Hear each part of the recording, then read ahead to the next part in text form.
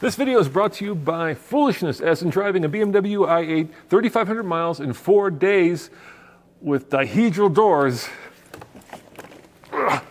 and of course, a bad back.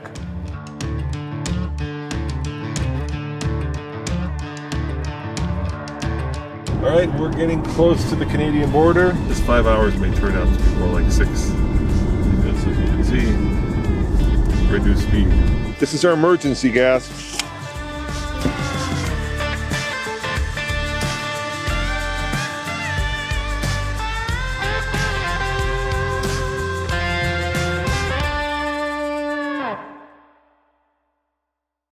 Hey guys, welcome to day 3 of our Alaskan highway adventure. And if you've been following us, you know that the other day we drove down from basically Anchorage to here in Whitehorse, Canada. Now, if you're gonna drive the Alaskan highway, don't do it in an i8. This is definitely the wrong car for the wrong job. Makes it a lot more interesting, maybe not a lot more fun.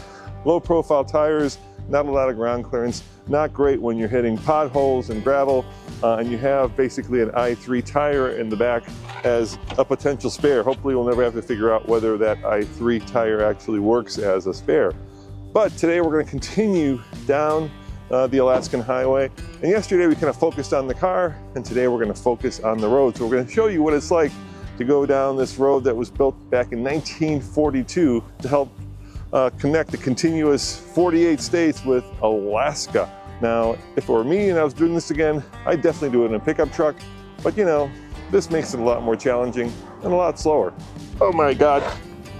Also another great reason to bring an i8, because getting in and out is a little bit of a kerfuffle. When they built the Alaskan highway, it was originally, I think, about 3,000 miles long, Alcan for short. And then over the years, they've been slowly shortening it and paving it. So most of it is paved, but there are long stretches that are gravel. Not great to have an i8 with P0s. And then parts of America, there are long stretches that have big potholes. Once again, not a great car to hit a pothole in.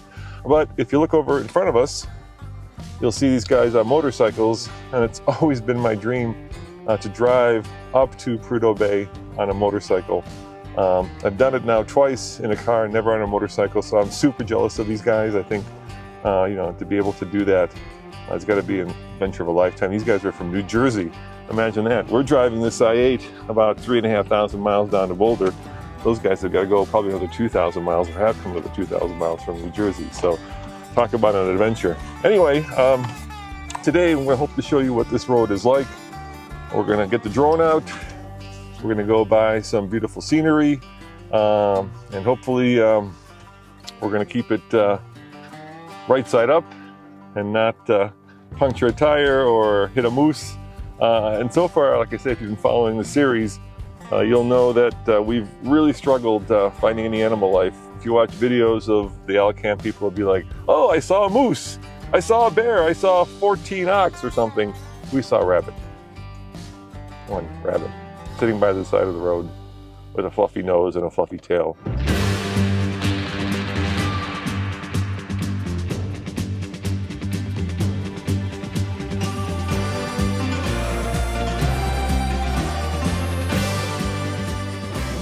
Now, if you guys missed day 2 of our Alaskan highway adventure, you'll know that we did not pick the right car for this road, but day 3, it seems like we picked the perfect car for this road, because now we're past, I hope, the gravel, the potholes, the rain, and what we've got here is a perfect highway for an i8.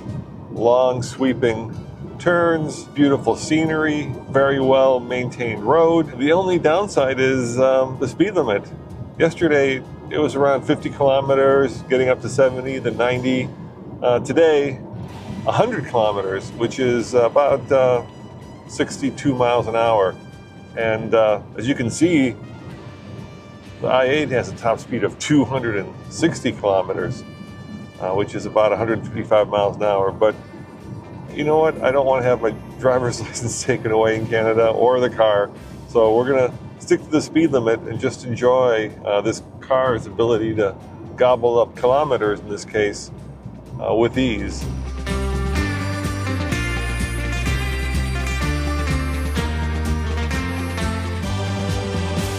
Hey, so we made it to Teslin Lake, which is about 100 miles south of Whitehorse.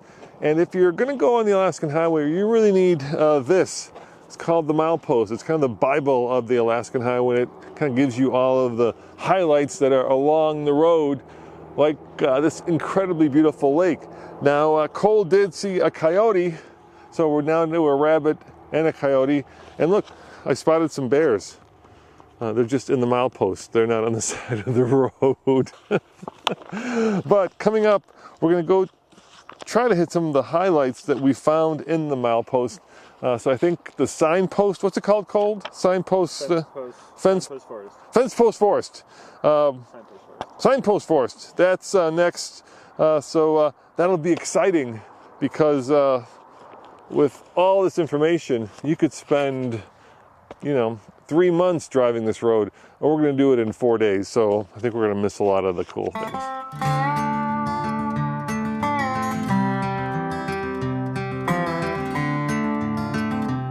If you guys are thinking that you can make good time on the Alaskan Highway, like cover vast stretches of Canadian wilderness, it's not going to happen. That is one of the most ubiquitous signs along the highway because this is what you run into.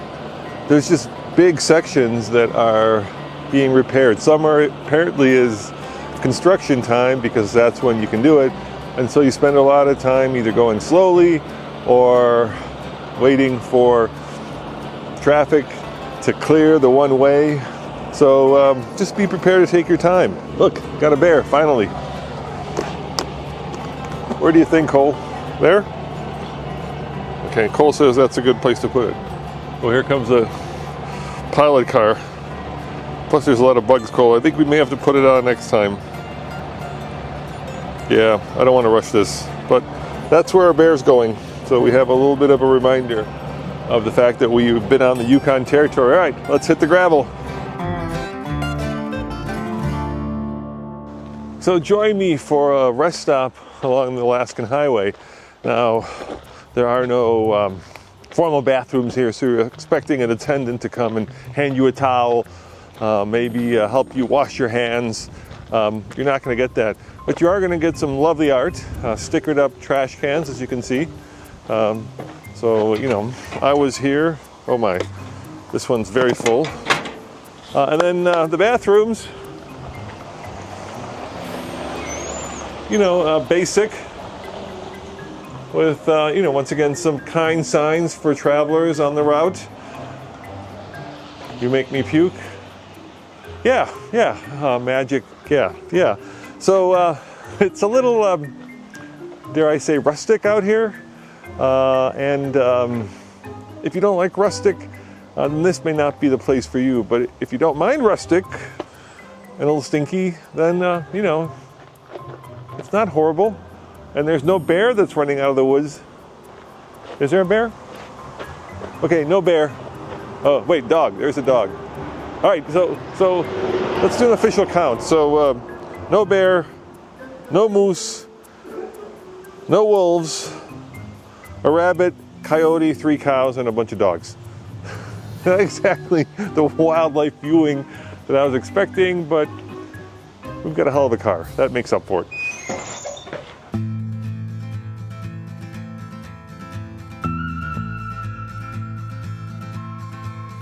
All right, well, getting gas here is always an adventure on the Alaskan Highway. The good part is there's a lot of dogs that help you along with the process. But I think this one, let's see here, touch here.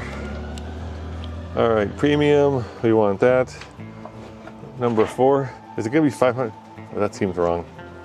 Oh, pre-authorized up to 500, you think that's what that is? Hope that's what that is. It just got turned back on, so we'll see if this is working. Okay. Oh, I don't know. No, it seems to be working. Oh. I'm trying to figure it out. There we go. Processing. Please wait. Looks like it's working. Oh no, I want to see if it activates the pumps. All right, let's see if it activates the pumps. It doesn't seem to activate the pumps. Oh, wait, maybe it did. Look at that. Oh, hope there's not. That's a good sound. Look at that. Hope there's not sticks and stones in this gas. But we're pumping. I think it's full. 60 Canadian? That could be full, yeah. 29 liters. Okay.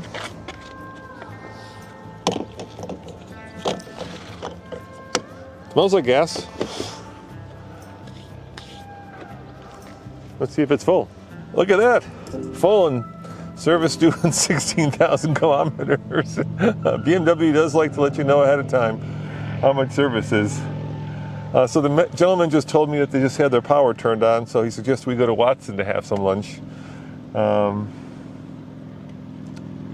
If you've been watching the series, you know that we got rid of our gas can.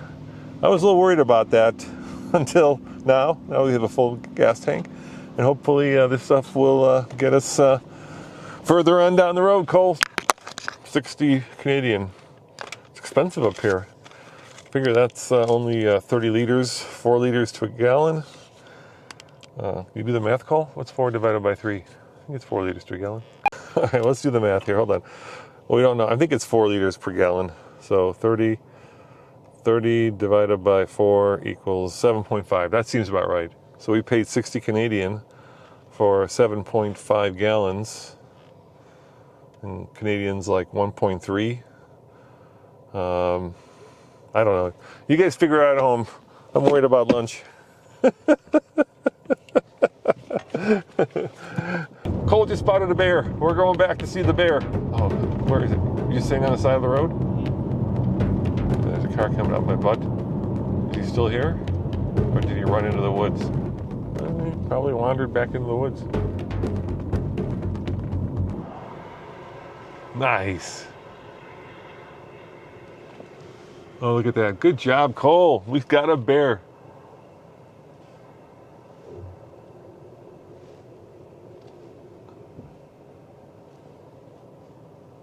That was an incredible spot, Cole, because he's way down there. Cole, you know, the camera doesn't do the bear justice. It looks like it might be a medium-sized dog. I'm sure if you're looking at this, on your screen, but that guy's about the size of a small Volkswagen Beetle. No, make that a large Volkswagen Beetle. Yeah, that's a big bear, Cole, isn't it? Yeah. Yes, big, yes. Frightening with big teeth and big butt. Bye, bear. Bye-bye. All right, Cole, that was incredible. You've got the eye of an eagle, man, to spot that. I am so psyched. After 1,593 kilometers, basically 1,000 miles, we spotted our first animal that is actually, more significant than rabbit or a squirrel or a chipmunk. Look at him, he doesn't care. He just doesn't care. So cool. All right, I can mosey on down the rest of the Alaskan highway a happy man. We spotted a bear. Dude, incredible. Yes, this makes the trip all worthwhile. I mean, come on. How often do you get to see a bear that close? You don't want to go back and pet him? No? Okay.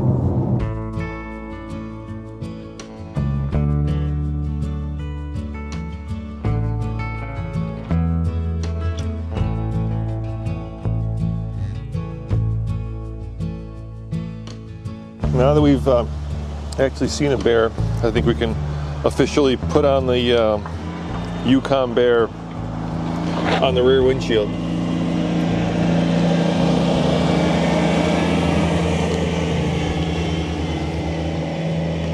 Yeah, look at that.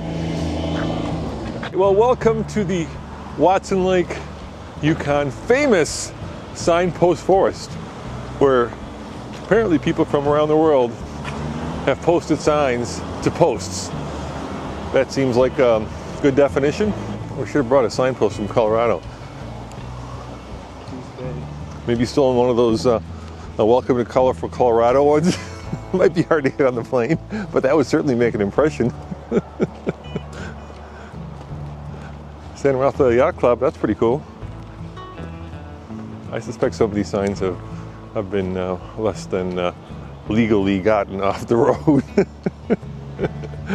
A favorite pastime of many college students, including myself when I was in college. Cole, we gotta let people know that we were here, right? Everybody else has done it. I think we have to leave a little bit of ourselves. This seems like a good place to sticker up this old piece of excavating equipment, heavy machinery. What is this thing? Digger? Oh, it's a truck. It's a truck. Oh, good God, it's a truck. Definitely got to leave our little sticker here. How about that? There we go. TFL was here. Nice. That's very prominent.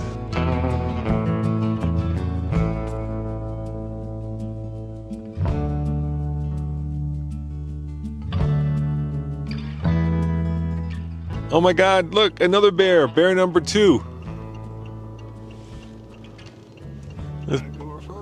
This might be his brother. And once again, the camera makes the bears look much smaller than they are in real life. This one is like the size of a unimog when you're up next to it. He's just munching away. Look at that, we're right next to him. He doesn't even care. You know why that is? That's because we're driving a hybrid.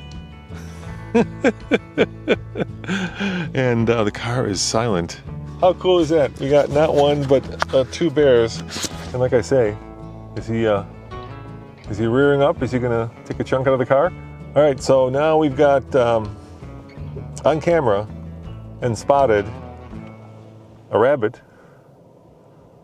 a coyote, and 2 bears. So we're missing 2 of the 3 big ones. So we need a moose, and I'm gonna say we need a wolf. Should we keep going, Cole? All right, number 2 bear. We just entered, by the way, in case you're wondering, we just entered British Columbia, so that was a BC bear, not a Yukon bear. And they said that 480 kilometers down the road, there were buffalo on the Alaskan highway. They pointed that out in a sign as we were entering BC. So I doubt they'll still be there, 480 kilometers, but it's something to look forward to.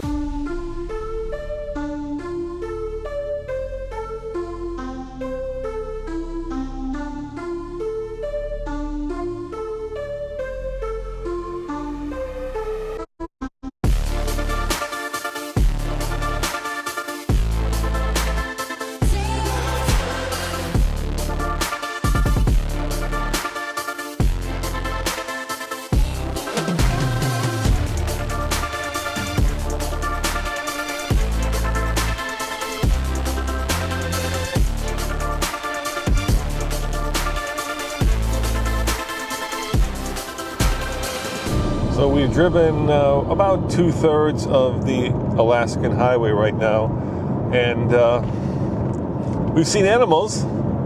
We've seen, I believe, 4 or 5 bears now, some buffalo, and actually that rabbit we saw was less common than bears. Go figure. But I have to say that as much as I always thought that this was the wrong car, especially as you get farther north toward the U.S. border and beyond, to have for this, down here, when you get close to Fort Nelson, is that where we're heading, Cole? Yes?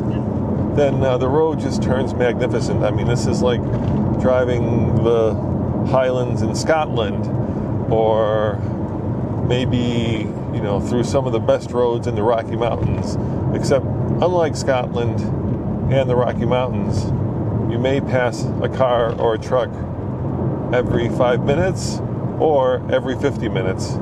And if you love to drive, these long sweeping bends and incredible vistas just make for a delightful drive. I mean, look at this. We just went by an incredible lake, and now we're skimming next to this incredible river. And even the rain isn't dampening my spirits to make this car do what it loves to do, and that is be a long-term grand tour. A lot of people, automotive journalists, have said that this i8 in the end was a failure for BMW. It was built basically from 2014 to 2020. They sold about 20,000 of these cars. 3,000 or so were convertibles. And the reason for that, the conclusion many draw, is because it wrote a check it couldn't cash. It looked like a supercar, but with 369 horsepower, it performed like a boosted Camry. But the fact is that if you love BMWs and you love the inherent driving machine, this car has that sense of occasion. Wherever we've pulled up, people have stared at us and given us thumbs up and smiles. As you know, we also have a Cybertruck in the fleet, and that is the exact opposite of this car. Half the people love it, the other half hate it. This, everybody loves. A lot of you have said, when I published the preview video of this, that this is a shame to take such a car on a road that's this rough and this potentially damaging to the car, but I completely disagree. I think that's the greatest thing. A car that once upon a time cost $130,000, $140,000 is now perfect for a road because it's depreciated to the point where it's an everyday driver. Okay, except for getting in and out, that's not grand. But I have to say, I'm really loving this road trip, and I couldn't think of a better dance partner besides Cole over there, who's shaking his head no. I mean the car, Cole, not you. I couldn't think of a better dance partner on beautiful roads like this. So, yeah, get yourself one if you can afford it, and bring it up here, and you'll be fine. You'll be fine. All right, we've got another 500 or 600 miles left before we're at Dawson City, Cole? Or Dawson Creek. Before at Dawson Creek, thank you. I always get those two mixed up. Where the Alaskan Highway starts. So come back tomorrow when we finish off this road trip, and hopefully it'll stop raining and we'll get some sunshine and you can see some of the beautiful scenery along the way. All right, to be continued. Good morning and welcome to day 4 of our epic road trip adventure. In this episode, I thought it'd be fun to talk about tips that you may want to know if you're going to drive the Alaskan Highway.